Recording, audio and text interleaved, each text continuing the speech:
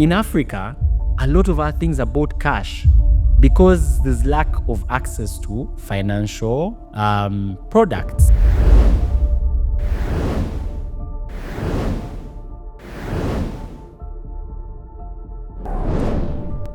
Hello everyone, welcome to the latest episode of our podcast, Driving Eco-Sustainability, My Perspective, where we talk about everything climate change, climate action, climate solutions, and environmental sustainability. And today we are going to be delving into embracing e-mobility in the fight against climate change in our cities. And I'm pleased to be joined by a gentleman called Geofrey. That's all I know about him, but he's going to share more about himself. And I am your host, Grace. Thank you. Welcome, Geofrey. Thank you so much. Thank you for having me. Eco-sustainability is a very interesting buzzword. What does eco-sustainability mean? I know you're supposed to be the interviewer in this case, but I'm just curious. Yes, so eco-sustainability, actually, sustainability is about using our resources, bearing in mind that we are balancing the needs of present generations, but also not forgetting the future generations. We are not supposed to be using our resources only thinking of the now, but we are supposed to think about the future as well.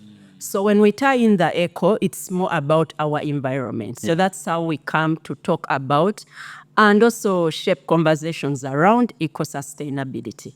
Okay, that's good to know. At least now I know where the whole podcast name comes from. Yes. Yeah. Yes, so basically, and my perspective is about the fact that getting people who are doing work in this space to share their honest perspectives. And it's based on the fact that no answer is wrong, no perspective is wrong. Yeah. Everyone has their own way they view eco-sustainability and the fight against climate change. So, yes, so Geofrey, tell us more about yourself, really. Who is Geofrey and what are you doing basically in advancing the cause for eco-sustainability? So I'd like to maybe just introduce, well, on a personal level and then on a philosophical level, what I believe in and then my work. So I'll break it into those three things. So personally, I'm Ugandan by birth, African at heart. I've always loved video games ever since I was young, and technology and all of this stuff. So that's how I get into the tech world. Yes. And I've always also loved cycling and being active and exploration. So that's how I get into mobility. And I've always wanted to do something bigger. And I've always thought like I was meant for, for meant to do something big. Yes. And that's typically how this ties into what I decided to do with my life. So on a deeply philosophical level, what I do believe in is that service to others is the rent we pay on earth. So if we serve others and make the world a better place, and we're sort of making, this world more bearable, making the world more comfortable, making it more sustainable. And you're basically making both your life and other people's lives better in one way or another. Yes. And one of the ways to do that is through development. So for every industrial revolution that has happened, there's three general purpose use technologies that have come together to make that industrial revolution happen. Yes. And in many cases, those are new forms of transportation, new forms of communication, and new forms of energy to power the transportation and the communication. But when you look at these three things, it's not just these three things alone, right? There's a lot of technologies underlying.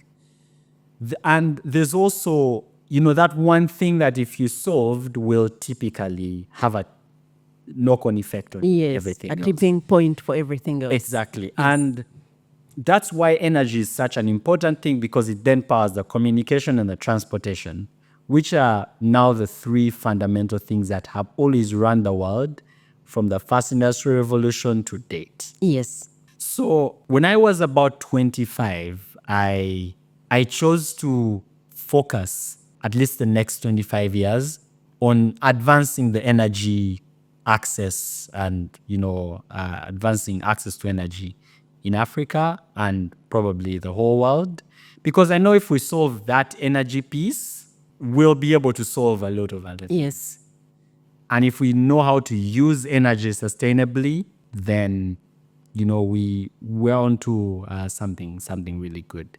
But energy doesn't exist in its own right. Like it's almost the same way you'd see someone talk about ICT. Yes. ICT isn't something that stands alone. Yes. Or business is not something that stands alone. Yes. Business, ICT, all of these things merge and fuse into, They how feed does into each other. ICT fit into logistics, and how does business fit into logistics? And then you Yes. have a more efficient, more viable logistics Yes. business. Yes. And all of these things. So you find that even energy in itself is not just energy. Energy is only useful if you're using it for something. Yes. That's why mobility is one of those interesting things. So currently, a friend of mine likes to call me the Chief Future Officer. So I am the Chief Future Officer, in a way, of a company called Karaa. Yes. And what Karaa does is we are building a product that can electrify, or that is electrifying bicycles. So bicycles have always been known to be, in Uganda, we call them manyigachifuba. Yes. Because of, how much effort you have to put in to basically move from one point to another. So we are basically taking the effort out of cycling, but not just for fun, right? Because there's a lot of people who cycle for recreational activities, who cycle for commute, who cycle for work. Yes. Carrying cargo or doing all kinds of things. And for us, it's really for commercial and livelihoods. That's where we really have been able to, come in and provide a solution that improves, economic outcomes and also improves livelihoods. So the electrification kits that we provide go onto bicycles that are transporting food in urban areas. Yes. So food delivery guys, you have them going onto bicycles that transport milk in rural areas, from like a farm to a milk collection center, or from a dairy depot in the city to, small shops. And what that typically does is it creates a more efficient and more sustainable value chain, that someone who's been using a bicycle, a traditional bicycle, to move goods and services manually, Yes. is now able to do that more efficiently, able to earn more, Yes. able to work for more hours and essentially make more money, or able to free up some of his time to spend with his family and, all of that, and able to, as this afterthought, able to do it sustainably. Yes. Because I think if we put sustainability at the front of the agenda, you kind of miss the point. You kind of make it look like, sustainability is the most important thing. But I think it needs to be something that's baked into everything we Yes. do, and not something that stands alone. Yes. Because then a lot of things will not make sense. You'll have a very sustainable but very expensive form of transportation. Yes, you've achieved the sustainability, but is it actually accessible? Is it affordable? And is it delivering the right value? So in a nutshell, that's what Karaa does. Yes. That's what I believe in, and that's who I am. Yes. Now you've mentioned, for me, I've been pronouncing Karaa as Karaa a name, but I noticed you're calling it Karaa. Like, it used to be a slang when we were growing up in school. Karaa meaning electricity. And in fact, some of us, I will confess, have had a hard time to adjust in ordinary conversations when we are talking about electricity. You don't say, we don't have power anymore. You will say, Karaa has chucked. And then you remember this used to be a slang. So yes, for me, it has been an observation I've made that it's actually Karaa Bikes. Yeah. Yes. So yes, now I can see, Geoffrey, that for you, this is more than just about selling electric bikes. And it's more of a vision being built for the future to effectively transform the transport industry, not only in Uganda, but Africa as well.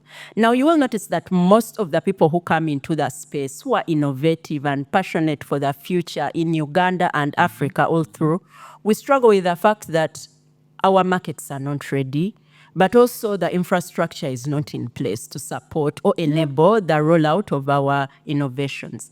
And so people always get frustrated and they bail out and they move on to other markets which they think are more favorable. Yeah. So what makes Karaa the unique innovation and one that is going to stand the test of time? So the interesting thing is you always want to decouple things, right? So in many cases, when an innovator is innovating on something, like creating something new and, we're going to disrupt this and we're going to change this, in many cases, they are forgetting that there's already something that has been existing and they're choosing to ignore everything that is already existing and saying, oh, we want to create, a new way of transportation. What Karaa is doing is not creating anything new. It's we're improving what's existing. Now, in regards to how we're doing that, and that's really the unique piece, because we realize that selling bicycles is, like people have been selling bicycles since bicycles have been made for more than 100 years. Yes. So when you look at bicycles as a form of transportation, so let me reference something right here. Bicycles have always been seen as just bicycles, right? But if you look at the forms of transportation, one of the most efficient forms of transportation is actually a bicycle, of forms of human transportation. I think because it's convenient, really. It's convenient. So from let me just pull up that research I did. So if you compare, Yes. for every kilometer that you walk, Yes. so walking, you have to spend 75. So if you're walking as a human being, for a 70-kilogram human being, which is about my weight, you have to spend 75 kilocalories of energy to walk for 1 kilometer. For cycling, like actual normal cycling, Yes. you'd have to spend between 30 to 50 kilocalories. With an electric bicycle, you'll spend about 10 to 20.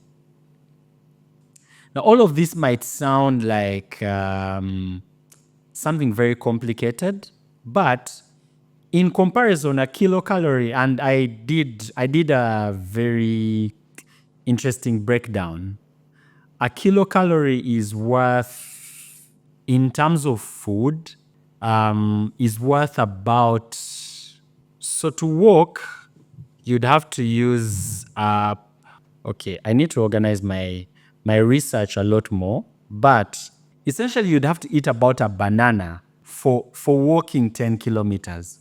And then you'd only have to eat about half a banana, and you have to eat much less than a banana to cycle, much less than half of a banana to cycle. If you do like an energy comparison of what you do, how much energy you'd need. So essentially, cycling is very efficient as a form of human transportation, and using an electric bicycle in that sense is way more efficient. However, we looked at the most efficient way, actually, I would say, deliver or increase access to electric bicycles. And we noticed that it's not about selling bicycles. It's about empowering companies that are already selling bicycles and people who already have bicycles to then make that more efficient. Yes. So what we're doing at the moment is we now work with a lot of bicycle shops, we work with bicycle manufacturers, we work with bicycle importers to add this electrification system, even bicycle owners, to add this electrification system to their bicycles. So you don't have to go and buy a new electric bicycle. You can go to your bicycle shop, pick out a bicycle you want, and say, oh, add Karaa to this bicycle. Okay. And that's the goal, because that way you can actually do it much faster, you can do it much cheaper. And electrification in general is about half, electrifying a bicycle is about half the cost of a new electric bicycle. So if you were to buy a new bicycle versus electrifying your existing bicycle, you typically spend, all in plus the bicycle about 25% less. Okay. So one of the things that we're really trying to do is take the most efficient path. Now, in principle, in terms of infrastructure, we found that the interesting thing about infrastructure is that infrastructure develops as people start to use it. Yes. Now, I'll give you an example. We're somewhere in which road is this? Lumumba? No, not Lumumba Avenue. William Street? It's William Street down. One of these roads. I think the one coming from Bakuli going down to Central Business District, Kampala. Is that road where they had said it's a non-motorized corridor? So we have an NMT corridor running less than 500 meters or a kilometer from where we are right now. This was fully funded by the government of Uganda.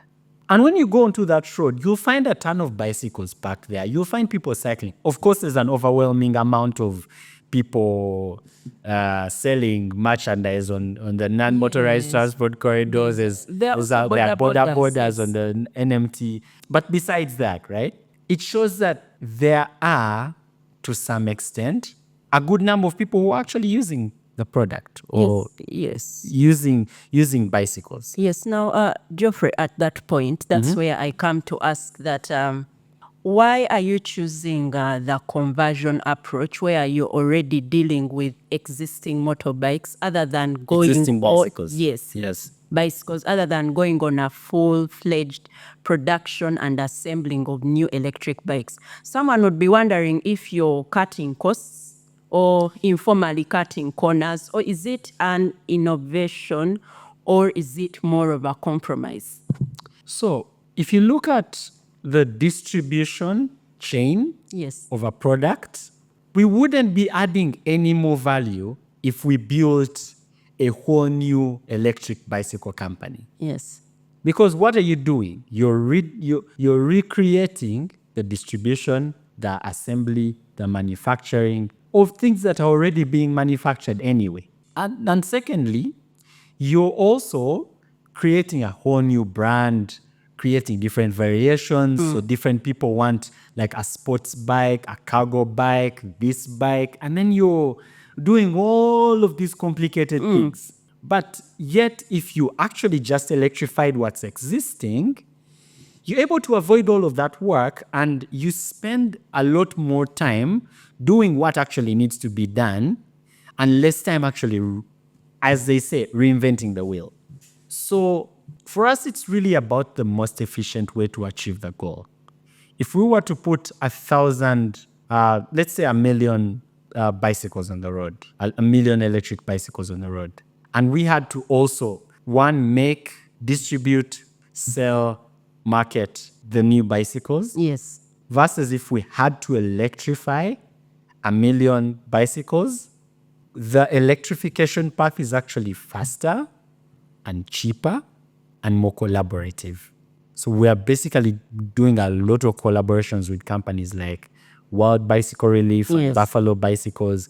We're doing a lot of collaboration with companies like Sawan and Ref Bicycles, and many other bicycle brands that we're, working with. Yes. And essentially, our system is just plugging into an existing value chain because that's actually more efficient in terms of delivering this goal.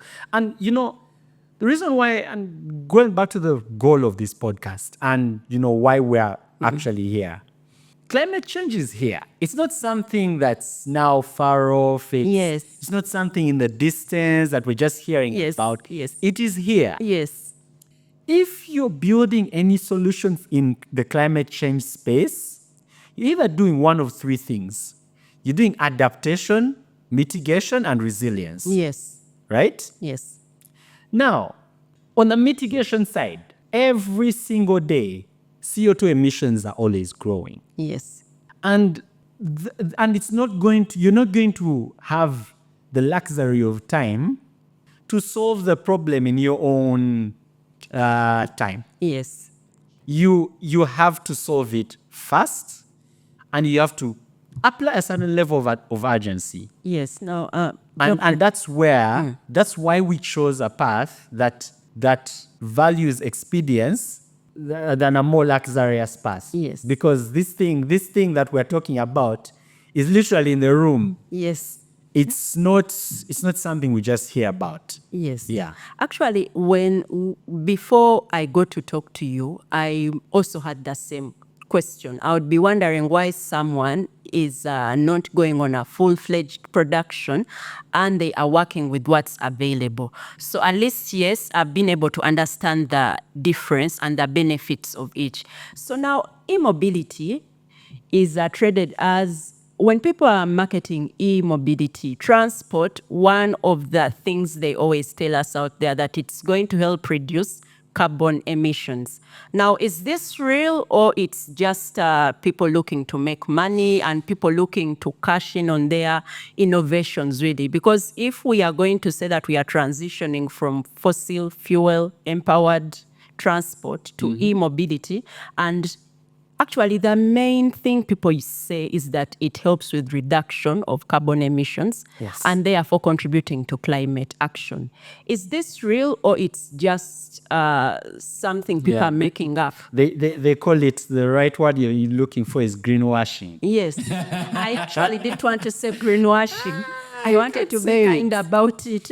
Yes. But look at it this way. I think I will speak for the field that I am in. A lithium-ion battery is not a zero emissions product. There are a lot of emissions associated with batteries in the life cycle of their production. However, there are less or close to zero emissions in the use of lithium-ion batteries. And lithium-ion batteries typically have a better well-to-wheel efficiency or energy efficiency compared to fuel. So the amount of fuel you need to burn to travel a kilometer in a car versus the amount of electricity you have to spend to travel the same kilometer is significantly less, much, much less. Because when you're doing the combustion process, there's a lot of energy loss to heat, conversion losses, and a lot of inefficiencies in the ICE or internal combustion engine vehicle, right? So because of those energy losses, that alone should be a driver for transition. That's the first thing. The second thing is, like it or not, the lithium-ion battery is not a clean asset. You're destroying the earth to mine these minerals, the cobalt, the lithium, the nickel, the manganese, the alumina, and all of these minerals that you typically need to put together this battery. You're spending even more money to process those minerals, which is another more. You actually are spending a lot more energy and emitting more in the production process to actually produce or refine these products. However, when this battery gets onto the road in an electric bicycle, an electric car, an electric anything, the amount of service life that it has. So for example, for an electric bicycle battery, you're taking the average, will do about 1,000 cycles. 1,000 cycles is 1,000 charges and discharges. When you do 1,000 cycles, it drops down to an efficiency of about 80%. So if it used to give you 100 kilometers, it will be giving you, let's say, 80. But it still has 80% of its original capacity. So it can then be used in like a more stationary storage product. And then it will get down to maybe 1,000 cycles, give that about 2 to 3 years. The other 80%, give it about 5 to 7 years in a stationary application. Yes. And then interestingly, you can actually recycle this battery. Okay. So with a lot of smart batteries, you can now embed a lot of sensors and trackers and systems that enable you to monitor the life cycle of this battery and eventually take it back to the factory. And now at the factory, you're not starting from mining. You're starting from the battery itself with the minerals already in there. And you can get about 80 to 95% of the original minerals you put in to make a whole new battery. Wow. So it then becomes a circular thing where you now start doing what you'd call urban mining. Yes. And you're basically getting the batteries which were already produced, putting them back into the production process and creating new batteries. So, and that's what sustainability is all about. It's not about stopping to, mine or consume energy or emit. But it's also about responsible production and consumption. Exactly. Yes. And this, if you've noticed, requires action for multiple stakeholders. It requires the customer to be mindful of recycling. It requires the user to be mindful of second life and third life applications. Yes. It requires the regulation, the logistics, yes, and all of this to work together, and even the production, the companies that produce the batteries to work together to contribute to this sustainable value chain. Yes. It's not something that one person can do alone. So that's how I would say this product is not just a joke, at least in how it's being done. There are people that are, or there are actors in this field that are, I would say, just greenwashing, right? And deploying things that don't really move the needle, or that look like they're sustainable but are not really changing or taking bold steps. And in many cases, it's out of fear. Out of fear of changing the status quo. If we move away from this thing, will we have enough batteries? Yes. But it's the same way, if we don't move away from USAID, will we have independent economies that can actually, that can actually support themselves? So I think the main goal here is weaning ourselves off of this old form of energy consumption. Yes. And it's weaning. It's not drastic. It's not drastic change. It's not taking a child from breast milk and directly giving him a lump of solid food. Yes. It's a process that's that has to continue. It's a continuous practice. Yes. Yes. So now, Geofrey, in the spirit of making this process continuous, we are seeing, e-mobility comes up and we are pushing our people to embrace it. We are pushing people to take it on. But, one of the tenets of sustainability, for it to work, we also have to address the affordability question. Yep. We are wondering, how do we get people from point A to point B? So we have to factor in affordability. Now, is e-mobility, and as it stands right now, is e-mobility more of a luxury and less of a necessity? What is Karaa Bikes doing to make it more affordable? So what Karaa is doing, I can't start by speaking about what Karaa is doing. I'll probably start by talking about the affordability question in general for e-mobility, because it applies to everyone. Yes. There is something called total cost of ownership. And that's something that a lot of customers have to start to learn. I'll give you a very simple example. The bicycle I ride to work and back costs almost the same as a motorcycle, right? Yes. That bicycle covers 100 kilometers on one charge. So I can ride at crazy speeds and, in any setting I want, up and down all the hills I want, for 2 to 3 days. Because my commute is about 20 kilometers, so 10 kilometers to work and back.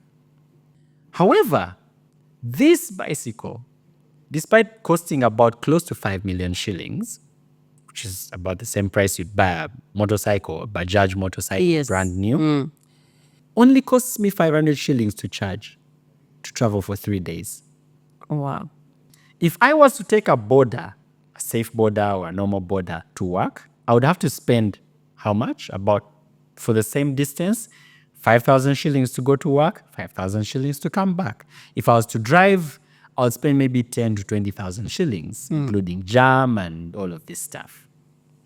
So I would say the total cost of ownership across, if I was to calculate my electricity cost associated with charging my electric bicycle battery in a week, it's actually how much I spend on electricity at home in a month would be what I spend on transport in, let's say, even 3 days.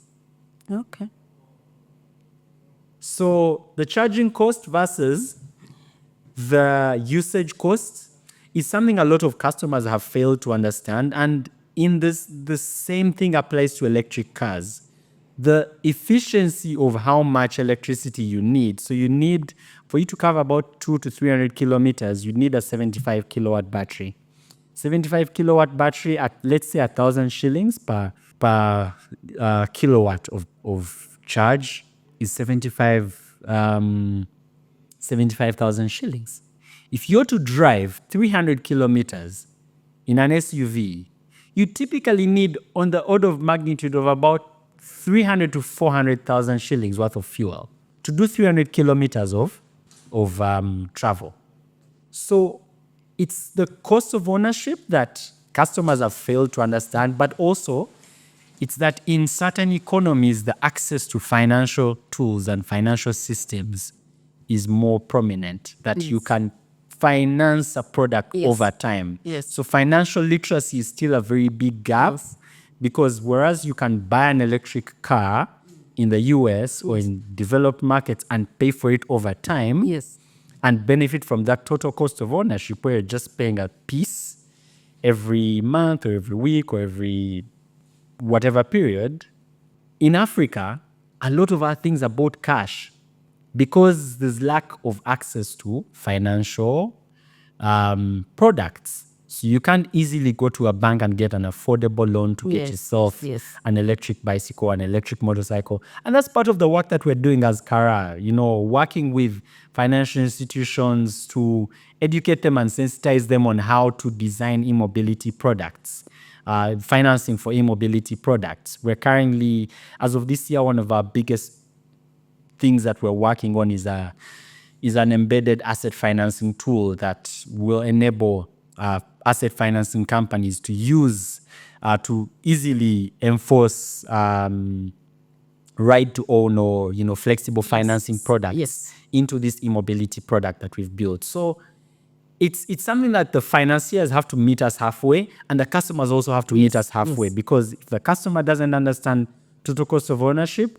and the financier doesn't understand how to finance this customer to be able to, access that product, and then the government also doesn't know how to, structure this in the right way to ensure that there's very lubricated discussion between the manufacturers, the customers, and the financiers, then it all becomes very difficult to do. Yes. So, Geoffrey, now at the point where we are seeing that we need to meet each other halfway. Yes. Every stakeholder needs to meet the other halfway. Yeah. Now, we have to appreciate that as Ugandans, we love our comfort. And we are seeing more petrol stations coming up, and more motor vehicles on the roads, and motorbikes on the road, which has caused a big problem of traffic jam in Kampala. In fact, we waste a lot of time on the road these days than ever before.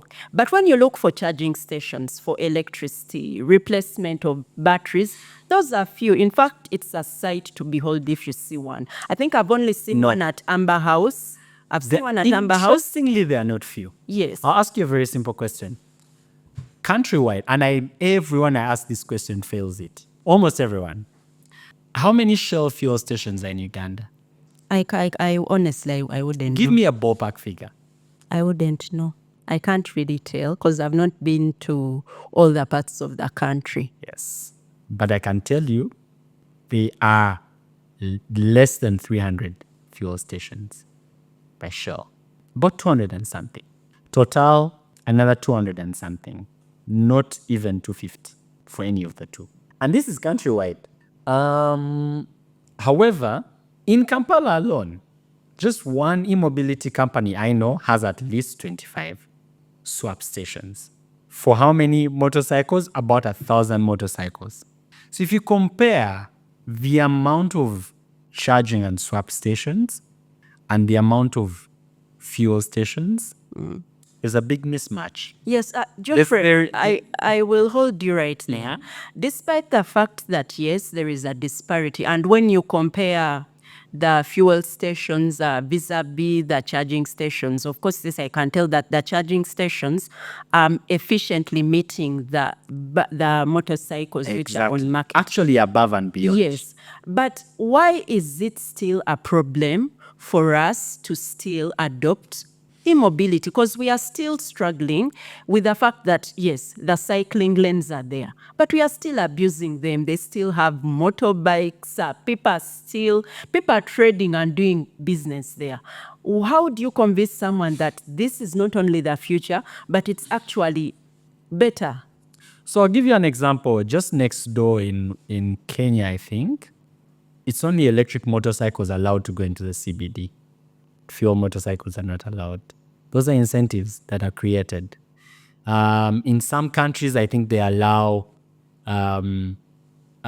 electric cars to drive in bus lanes and avoid traffic. Okay.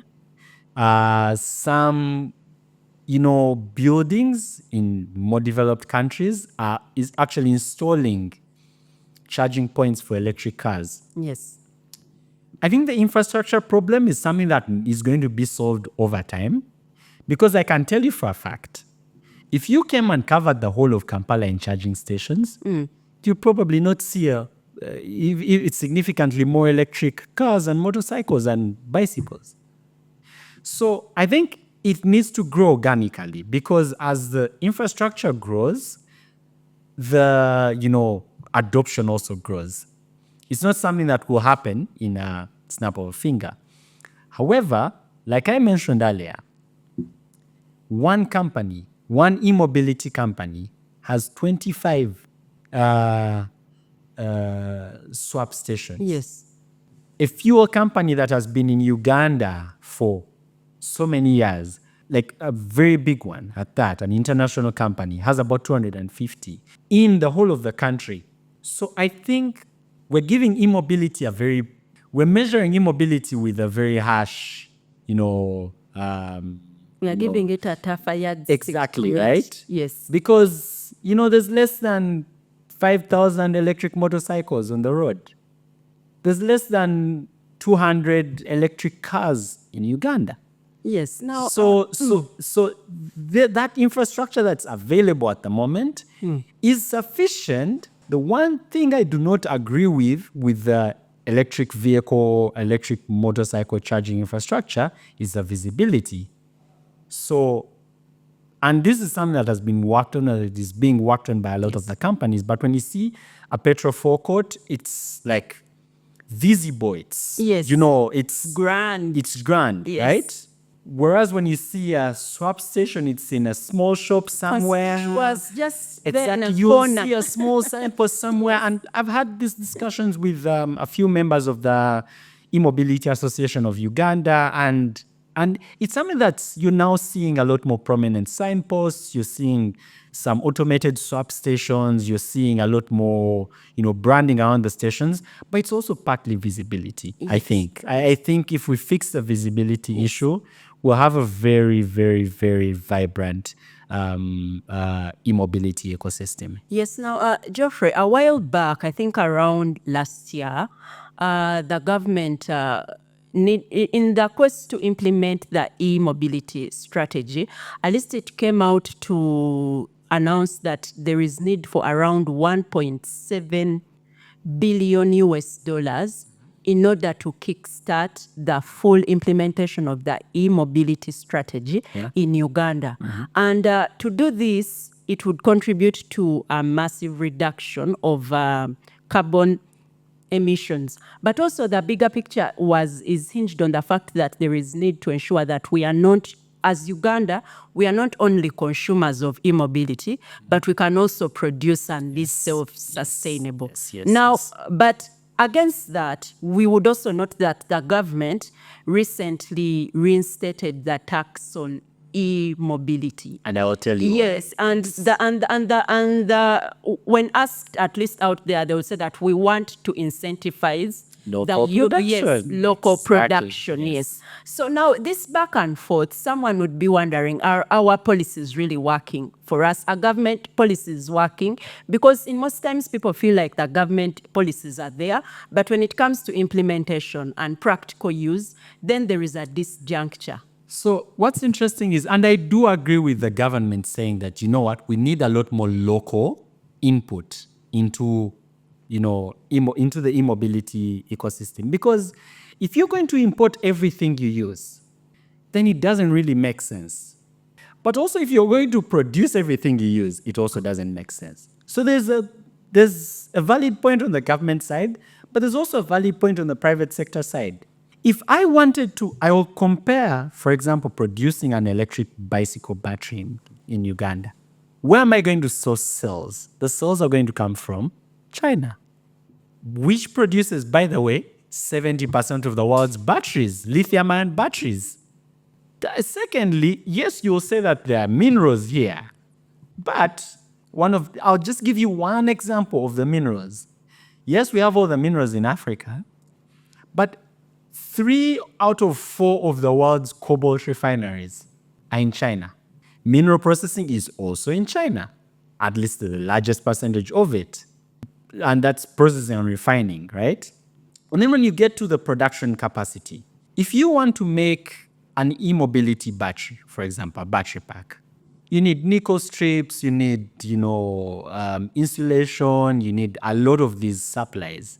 You need small microelectronics and control boards and battery management systems. Majority of those are made in China. Are we taking steps as a country to actually make this more localized? Yes. Is it going to be a leap? No, because some of these things have to be developed over time. So I feel like there needs to be a middle ground where we accept some local value addition and we also accept a lot of technology transfer. Yes. If you look at China, how China has really developed is that they were deliberate and they said, if you really want to sell electric cars in China, Yes, come and get a Chinese partner, do a joint venture, build the product locally with local ecosystems. Because then this larger partner comes in with knowledge and expertise and a supply chain and, the financial muscle, while you as a local partner coming with local expertise and distribution and all of this. And that is always a very good marriage. If you try to do everything locally, you will fail spectacularly. So the interesting thing is we need to walk that line. yes, Not fully import, but also not fully, produce locally, because it's not something we have the supply chain. And from a company, for example, Yes. that makes this, we have tried to make batteries locally. And we have, in many cases, spent way more making a local battery, a locally produced battery, than what you'd import. In many cases, even spending 2 times the amount and 5 times the effort Yes. to produce the same exact product with a very low quality score. So we still have a long way to go. However, I do agree 100% with the government on driving local production. I do not agree with the process that it's going to take. It's not something that will all of a sudden arrive and be done in one day. yes, It's something that will have to be done over time. yes, With a lot of collaboration, with a lot of, synergies built with other partners. Yes, And if you look so- at, for yes. example, and one of the biggest signs is the Karaa Motors plant. Karaa Motors has built, a very large bus manufacturing plant. I think the largest e-mobility production facility in Africa.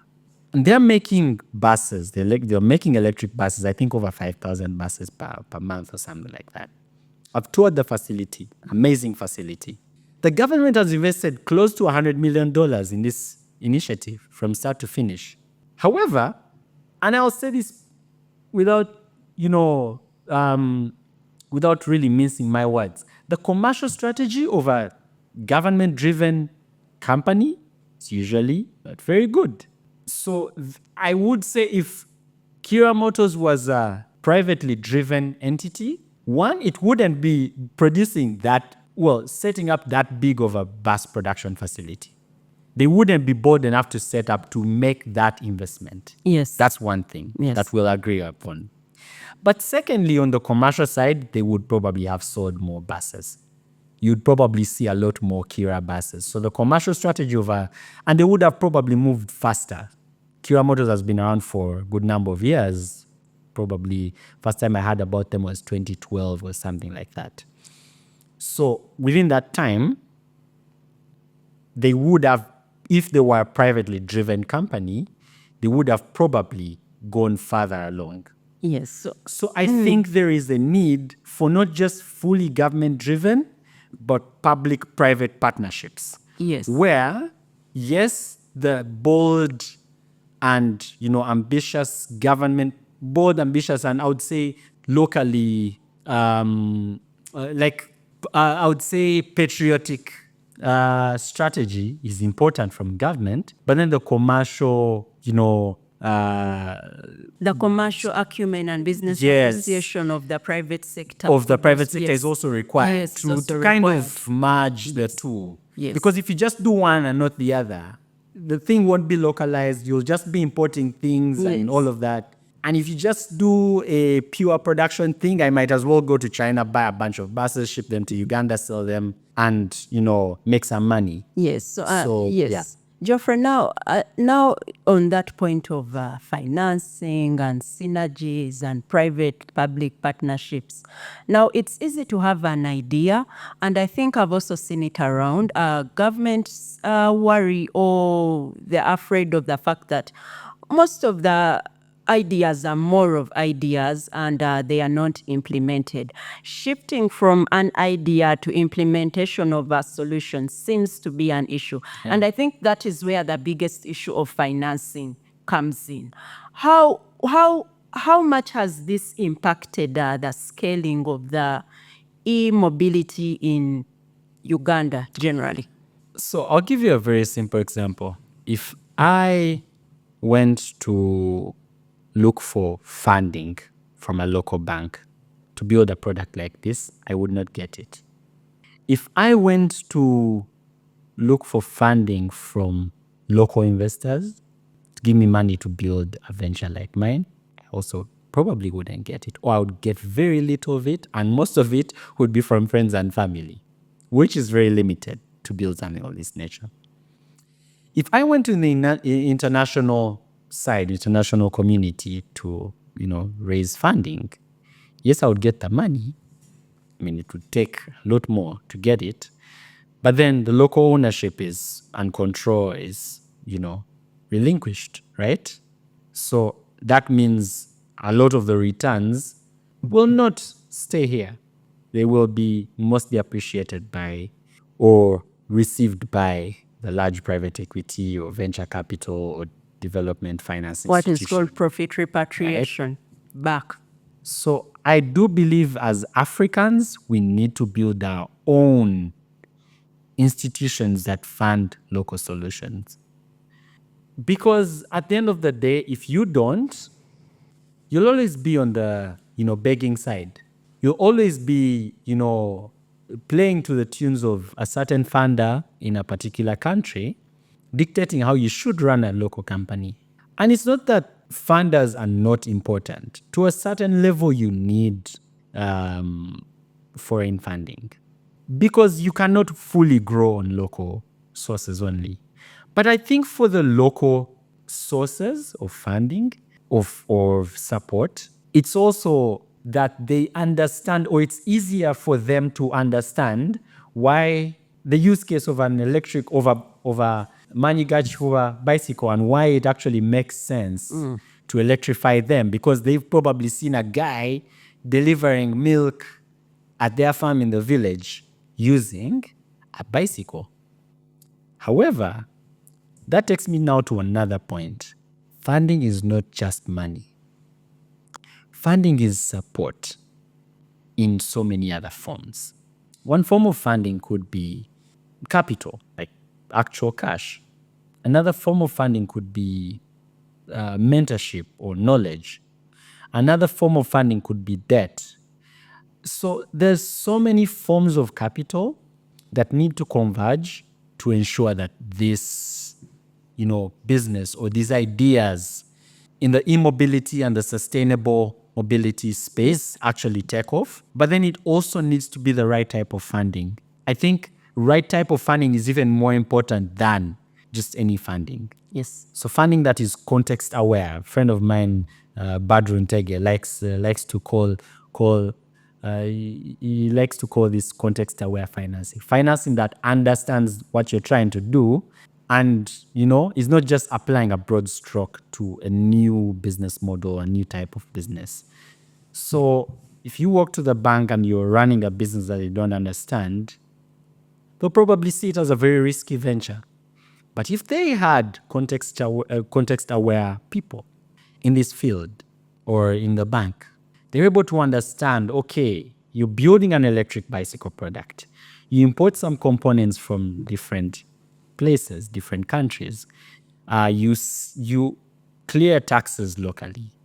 You then assemble, produce a product and then sell it to a customer. That customer is not buying it cash. He's buying it in installments. So one, you need working capital, you need import financing, you need customer financing. And then you can also leverage all of this with a lot of concessional financing like green bonds and, Yes. and all of this carbon credit financing. And when you blend everything in that nature, then you find that you're not just funding a business, you're funding an ecosystem, you're funding a process that's going to deliver a product to the market, and you're giving it the right type of funding for the exact things that it needs to do. Not just saying, oh, we're going to give you a loan at this price.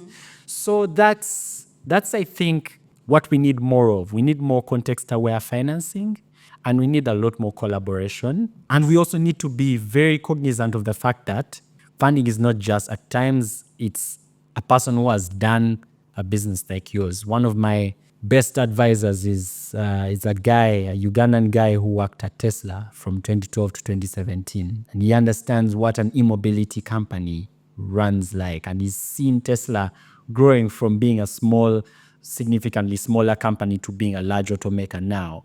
And he's Ugandan. So he understands Uganda.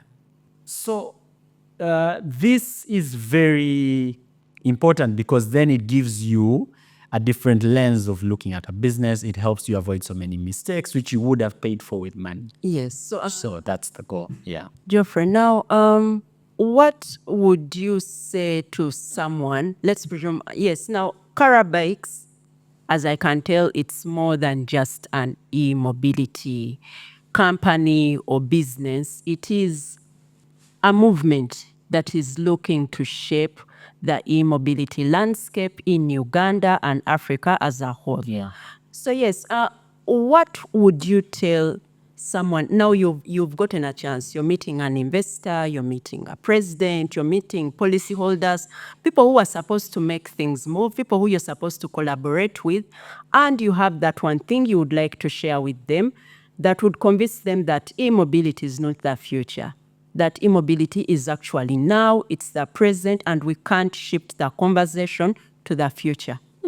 What would I tell all these people? I think I would tell them different things because everyone is interested in something different. But what I would say is that I think when everything is starting, right, it's very messy. You're very unsure about what exactly to do, how to do it. Not everything is fully formed. But as you keep working on it, it gets clearer. You try this, it fails. You try that, it fails. You try this, it works. And you keep on experimenting. So even in fields and with examples of companies that have built very significantly adopted products, no one has it all figured out. And I think everyone needs to meet everyone else halfway. The policymakers need to meet the innovators and businesses halfway and kind of work with them to figure things out.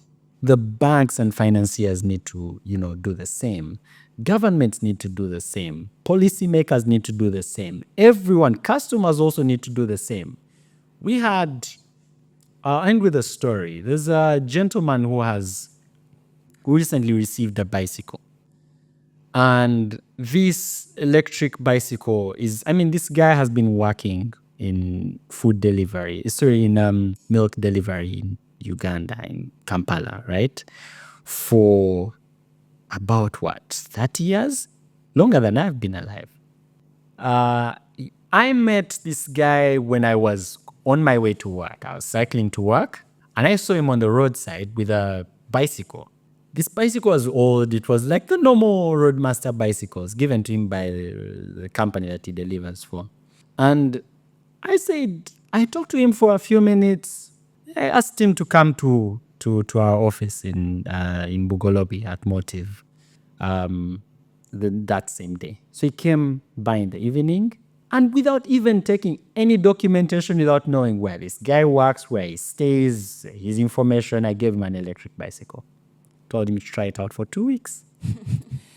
So he rode the bicycle and he came back so impressed. The first week, the feedback was really good. Second week, the feedback was really good. This guy started delivering when he was about 19, moving milk. And now he's about 40 something. In 2 weeks, he was able to increase how much he was selling by about 100,000 shillings, 150, 100,000 shillings, gross merchandise. Within the same time, he was able to reduce how many hours he works by 3 hours by just switching to an electric bicycle. Those are 3 hours he can spend with his family, 3 hours he can, take on an extra job to get more income. And then we paused because we didn't have the resources to give him an electric bicycle. We didn't have batteries at the time. We had financial challenges and all of this stuff. A few months later, about 2 months, 1 to 2 months later, I call him back. He comes in for an interview. We got some more resources and we were now able to provide him with an electric bicycle. Just this afternoon as I was coming here, I found the guy, I was leaving, I was getting a border to get here. As I was waiting for my ride, I saw him across the road. So I crossed the road and I found him delivering to a supermarket I regularly buy stuff from. And he was delivering on one of our bikes. And that gave me so much joy because, to be honest, the past 2 weeks haven't been really easy because when we gave him the bicycle, we had some technical challenges with the bicycle. There was a software glitch that we had not fixed. And it took us about 2 weeks to fix that software glitch. And this guy had to visit us 3 or 4 times during those times. And he had to ride the bicycle manually. We also had to forfeit collecting on his loan until this problem was fixed because he was still having to push the bicycle up hills. But we worked together. He would come, he would leave the workshop at 7 or 8. We would try and, troubleshoot. And eventually we found the solution, about 3 or 4 days ago. I think Wednesday or Thursday last week. And that's the definition of what it means to build solutions at the frontier or at the edge. You're figuring things out as you go and you need people to meet you halfway. If he wasn't willing to try out this bike for 2 weeks, if I wasn't willing to give him the bike and just see what happens, it wouldn't have happened. If he wasn't also willing to be patient with us, to understand that, okay, there's this technical problem, but every evening he would call me. Oh, I'm done with my work. Can I come over? Are you around? I'll then call a technician. We'd try and fix things. And eventually we found the solution and now he's happy. And for me, that's actually what it means to build a product like this. Yes. To build the future. It's that this is something that we have to all contribute to. Yes. Because we're living on this biosphere that whatever is happening somewhere else sort of affects everyone else. So these emissions and this, climate change thing, despite the fact that Africa doesn't pollute that much, we still get affected by the same emissions because any emissions in Europe will cross over to everywhere. Any emissions in Africa will also cross over everywhere. And as a growing continent, we need to build sustainability into our growth story, but we also most importantly, need to build this locally in a local driven way and not using a blueprint of some other countries and how Yes, they've developed. yes. It needs to be driven by local companies, local innovations, Yes. but with a global outlook, with a lot of collaboration. And that's, I think, what I would say. It's a very long answer, Yes. but that's what I would definitely We need to say. basically buy Uganda, build Uganda. Really, yes. We need to nurture local content. We need to. I think we need to buy each other and build each other.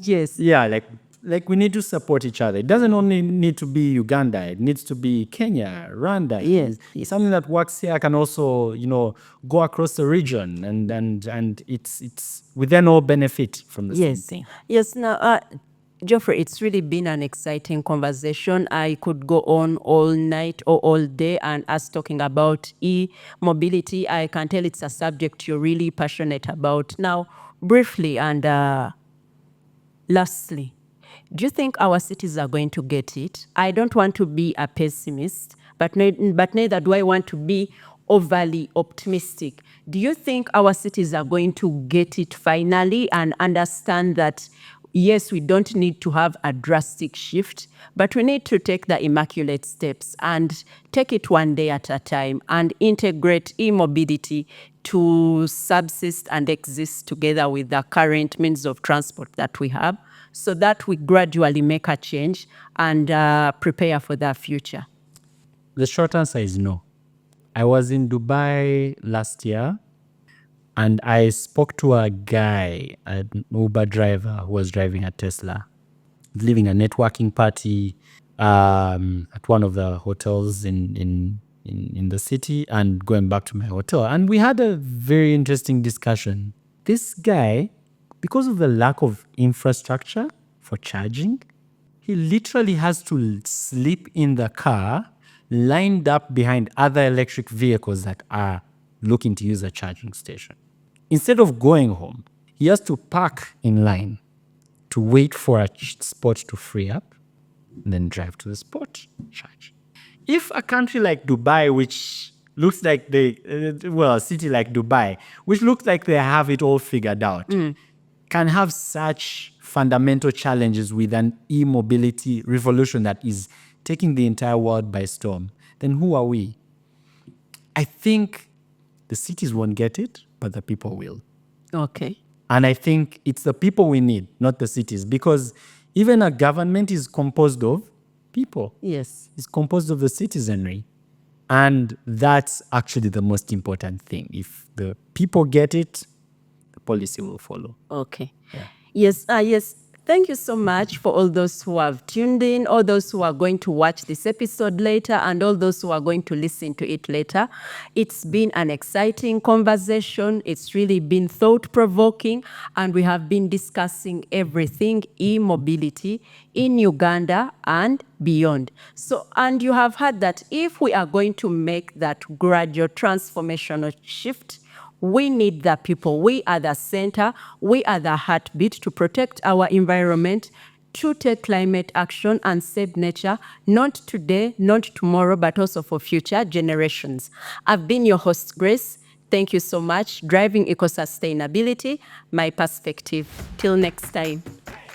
Thank you so much for watching this video. I do value the time that you put in to watch every episode.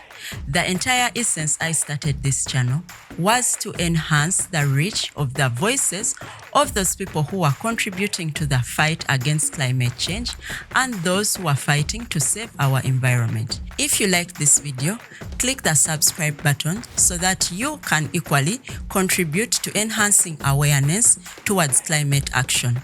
Let's save our planet together.